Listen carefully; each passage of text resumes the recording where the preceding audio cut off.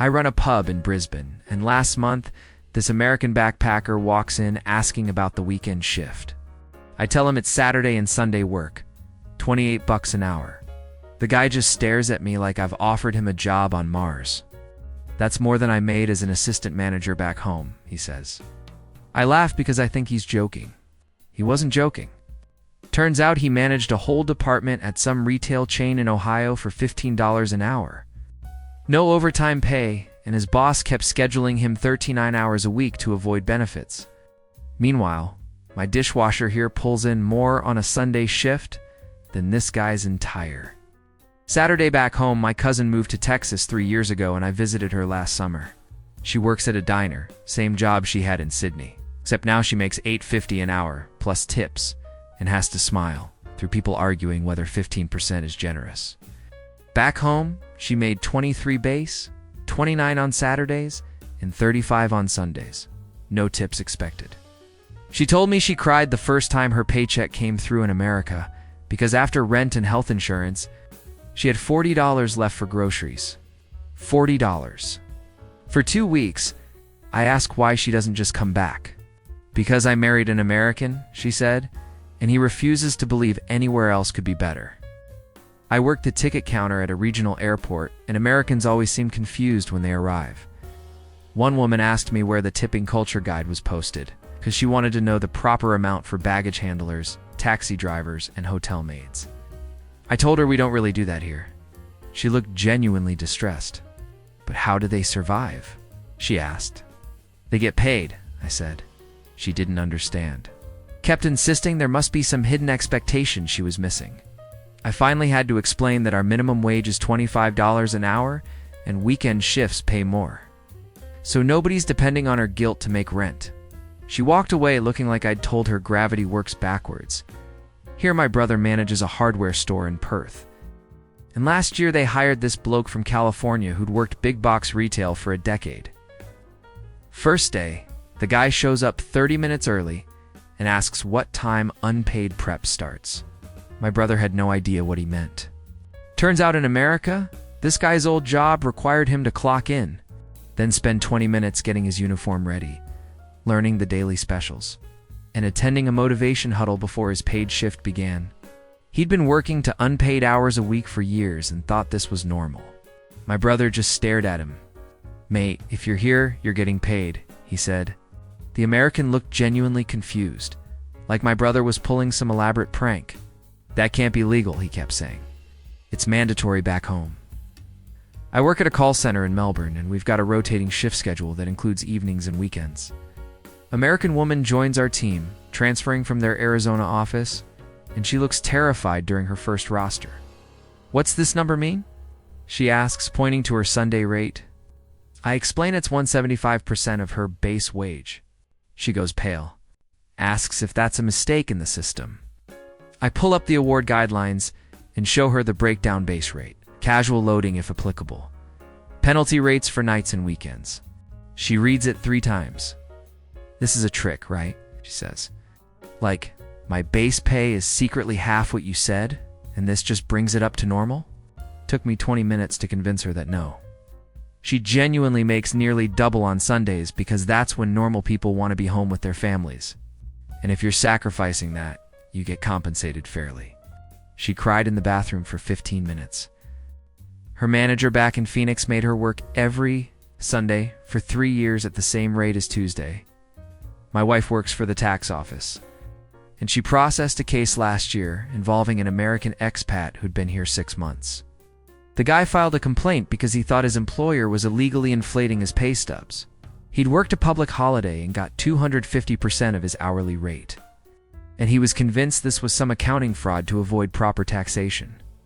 My wife had to schedule a meeting to explain that no public holiday rates are mandated by law. The guy sat there with his mouth open. "You're telling me the government forces my boss to pay me extra for working Christmas?" he asked. "Yes," my wife said. "But that's socialism," he replied, completely serious. She didn't know how to respond to that. He eventually accepted it was real, but he still seemed suspicious. Like any day, the tax office would come demanding that extra money back. I work at a university admin office. and we hired this professor from Michigan who taught for 15 years. Orientation day. Someone mentions our 4 weeks annual leave, and she interrupts. For weeks paid time off? In your first year? The HR officer nods, looking confused.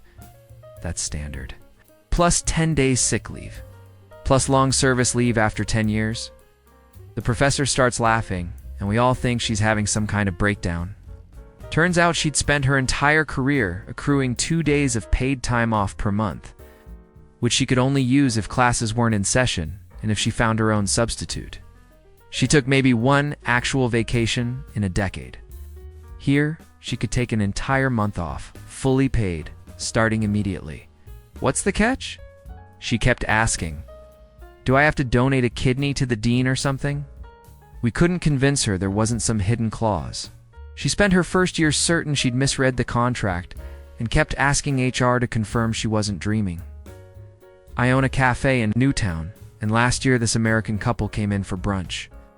The meal came to $48. They handed me $60 with these big magnanimous smiles, like they'd just funded my retirement. I gave them $12 change and they looked confused. The husband slides the change back. That's for you, he says, clearly expecting gratitude. I push it back toward him. Thanks, but I don't need it. The prices cover everything. He insists on being polite and that he understands Australian customs require a modest tip.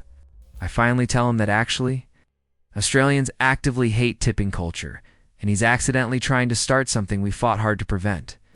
His wife gets offended. We're just trying to help you make a living, she says, like I'm some charity case. I point to my register receipt.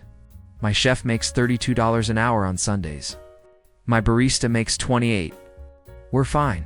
They left the money anyway and walked out looking smug, completely missing that they'd just made everyone in the cafe uncomfortable.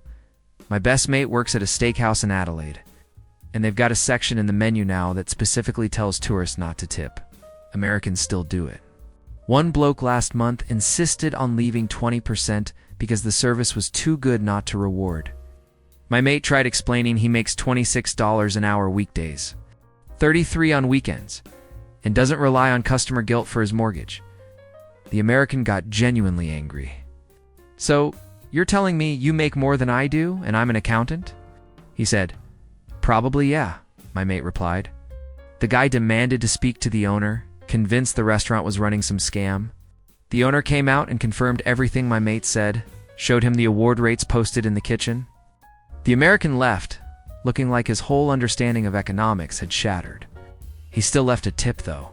Some kind of patriotic refusal to accept reality. I work at a beachside fish and chip shop in Coffs Harbour. During summer, we get American tourists who freak out about our prices. One family last month complained that $17 for fish and chips was highway robbery compared to their local seafood shack's $8 basket. I asked what their local workers make. 7 1 of 5 plus tips, the dad said. I explained that my 16-year-old nephew working weekends here makes $24 an hour, nearly triple the American minimum wage, and that's why the fish costs more. But that's ridiculous, the mom said. How does anyone afford to eat out? I wanted to tell her that Australians generally have more disposable income because we're not hemorrhaging money on health insurance and tipping. 20% everywhere? But I just said our economy works differently. She huffed about how America was cheaper. Her daughter whispered, Mom, we spent $3,000 last year on medical bills for my ear infection. The mom told her to be quiet. I manage a bakery in Hobart, and we've got a young American working here on a gap year visa. Sweet kid works hard, but she nearly quit after her first paycheck. Came to me in tears thinking we'd made a massive error. She'd worked 30 hours, including a Sunday shift, and got paid $970. This can't be right, she kept saying. I pulled up her timesheet and walked through it. $2 base rate weekdays. $38 for the Sunday shift. All legal and correct. She just kept staring at the number. I made more in 1 week than I made in a month back home, she finally said.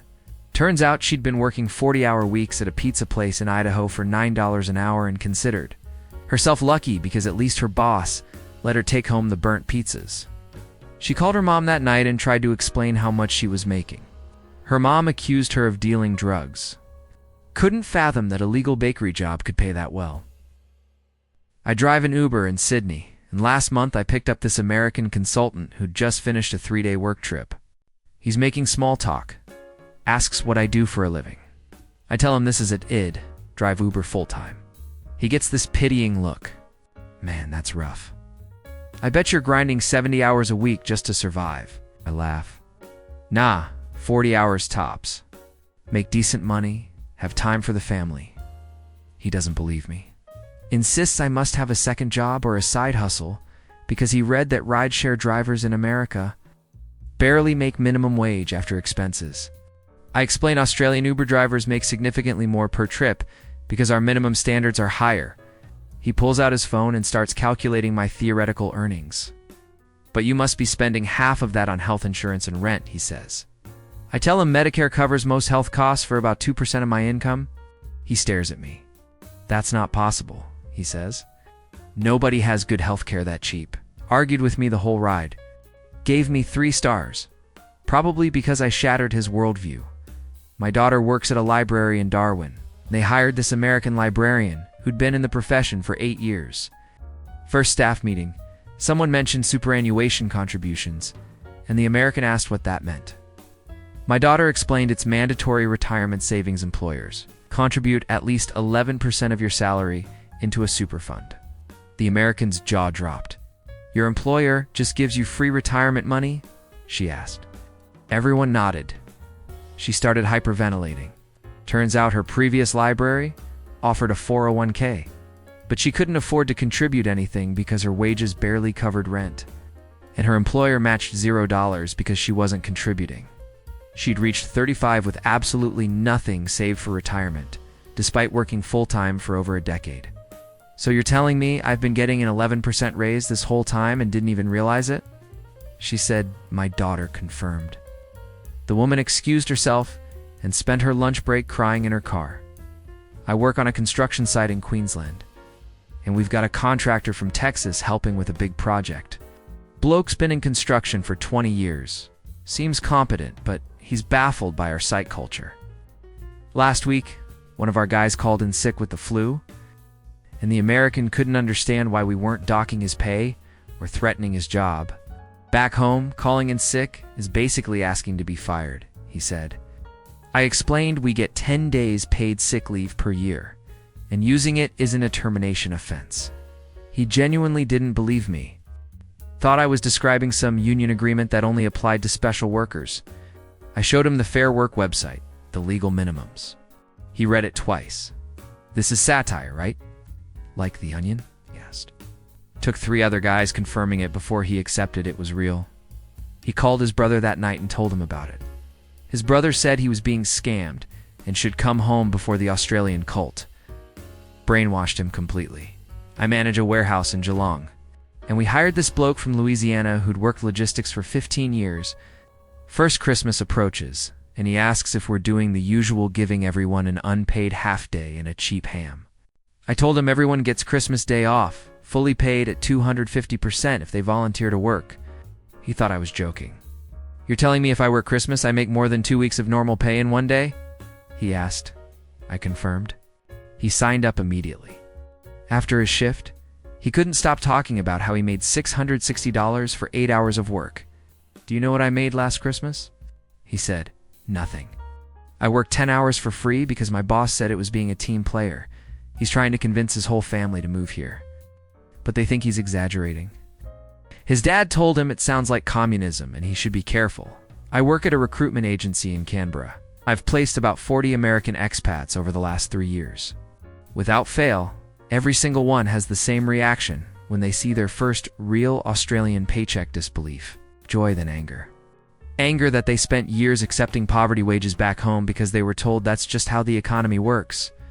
One woman quit her corporate job in Chicago, making $45,000 a year after taxes, to take a retail position here, making $52,000.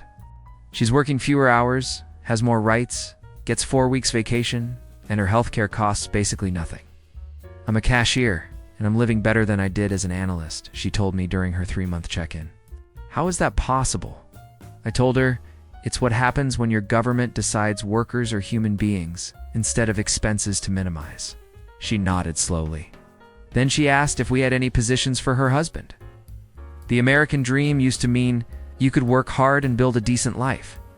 Somehow, that dream moved to Australia, and Americans are still standing in the dark wondering where it went.